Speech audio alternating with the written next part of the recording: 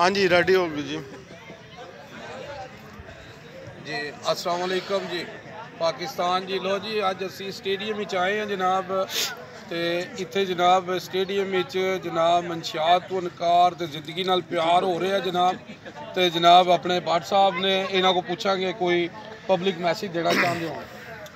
जी भट्ट साहब ने बिल्कुल ठीक कहा कि मनशियात के बारे में जो बात इन्होंने की है, जो डीसी साहब ने यहाँ पे वो जो T20 का टूर्नामेंट शुरू किया वो इसी सिलसिले में शुरू किया कि यहाँ पे जो दूसरे तीसरे जो लोग आते हैं ना उनको बाहर निकाल के यहाँ पे स्पोर्ट्स मुनक्किद किया जो हर किस्म की गेम यहाँ पे जो की जा सकती है।